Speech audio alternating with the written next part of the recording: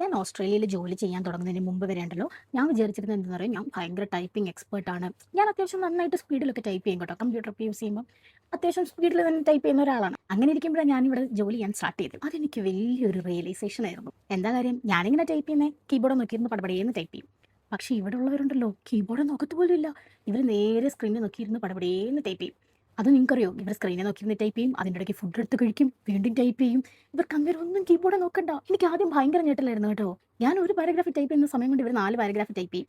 എനിക്കങ്ങ് ഭയങ്കര ഒരു എന്താ പറയാ, എൻ്റെ കോൺഫിഡൻസ് ഒക്കെ പോയൊരു നിമിഷമായിരുന്നു. ഇപ്പം ഞാൻ അത്യാവശ്യം ഇമ്പ്രൂവ് ആയിട്ടുണ്ട്. ബട്ട് സ്റ്റിൽ അവരെല്ലാം ഇങ്ങനെ ഇരുന്ന് ടൈപ്പ് ചെയ്യുമ്പോഴേ, നമ്മുടെ അപ്പുറത്തും ഇപ്പുറത്തും ഇരിക്കുന്നവരെല്ലാം ഇങ്ങനെ ടൈപ്പ് ചെയ്യുമ്പോൾ നമ്മളിങ്ങനെ കീബോർഡ് നോക്കിയിരുന്ന് ടൈപ്പ് ചെയ്യുന്ന സമയത്ത് ഒരു ഇച്ചിരി കോൺഫിഡൻസ് കുറവ് എന്തായാലും തോന്നൂലേ? അതെനിക്കും തോന്നിയിട്ടുണ്ട്. ഞാനൊക്കെ നാട്ടിൽ പഠിക്കുന്ന സമയത്ത് നമുക്ക് കമ്പ്യൂട്ടർ പീരീഡ് ഒക്കെ വരുമ്പോഴത്തേക്ക് എന്താ, മാത്സ് ടീച്ചർ ഉടനെ വന്ന് ആ മാത്സ് ക്ലാസ് എടുക്കും. എന്തെങ്കിലും ഗുണമുണ്ടോ?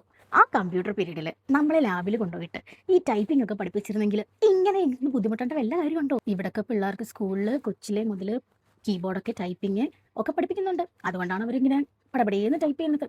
ഇന്നത്തെ കാലത്ത് ഇതൊക്കെയാണ് വേണ്ട സ്കിൽസ്. അതെങ്ങനാ? ഇപ്പോഴും നമ്മുടെ നാട്ടിൽ കമ്പ്യൂട്ടർ പീരീഡ് വന്നു കഴിഞ്ഞാലും PT പീരീഡ് വന്നു കഴിഞ്ഞാലും ഉടനെ മാത്സ് ടീച്ചർ കയറി വരും. പിന്നെ എങ്ങനെ ഇതൊക്കെ പഠിക്കാനാ?